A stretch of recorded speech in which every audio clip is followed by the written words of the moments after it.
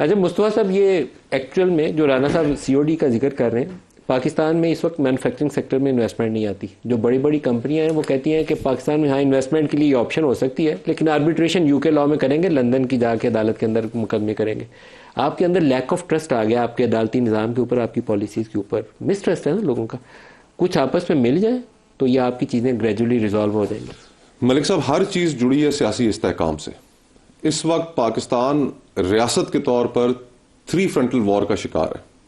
ایک بھارت کے ساتھ، ایک آپ کی طالبان کے ساتھ افغانستان میں، اور تیسرا جو انٹرنل فرنٹ ہے. ہمیں اس پولیٹیکل ٹیمپریچر کو کم کرنا ہوگا. میں رانا صاحب کی بات کو سیکنڈ کرتا ہوں کہ ہمیں ایک نیا چارٹر آف ڈیموکریسی اس ملک میں ضرورت ہے. اس کی ٹروتھ اینڈ ریکنسیلیشن کمیشن کی ضرورت ہے. ہمیں یہ دائروں کے سفر کو ختم کرنا پڑے گا. ہمیں سیاست کے اندر آپس میں بیٹھ کے ایک پولیٹیکل ڈائیلاگ کرنا ہوگا. آج بھی رانا صاحب یہ بات کہہ رہے ہیں کہ عمران خان صاحب بیٹھنے کے لیے تیار نہیں ہے.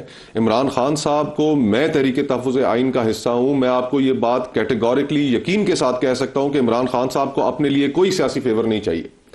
تحریک تحفظ آئین کے پلیٹ فارم سے ہم آپ کے ساتھ انگیج کر سکتے ہیں، بیٹھ سکتے ہیں، اور ہم نے بھی گفتگو آپ کے ساتھ سیاسی ڈائیلاگ کرنا ہے، پولیٹیکل چارٹر کے اوپر گفتگو کرنی ہے.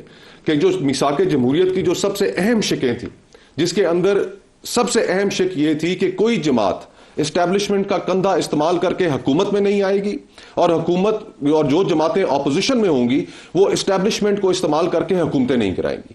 یہ جو نقطہ تھا، اس نقطے کے اوپر آج ہمیں بیٹھ کر دوبارہ ریوزٹ کرنے کی ضرورت ہے.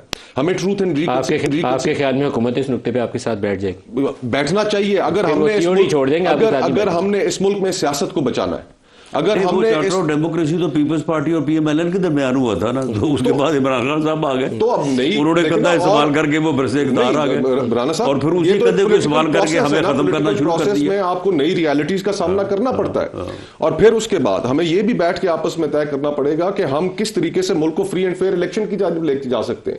جو 2018 میں ہوا، آر ٹی ایس کا فیلئر ہوا، وہ غلط تھا. جو 2024 میں ہوا وہ بھی غلط تھا. اگر ہم نے بطور سیاستدان الیکشن کے پروسیس کو ہی کنٹروورشل رکھنا ہے تو ملک کبھی بحرانوں سے باہر نہیں نکل سکے گا.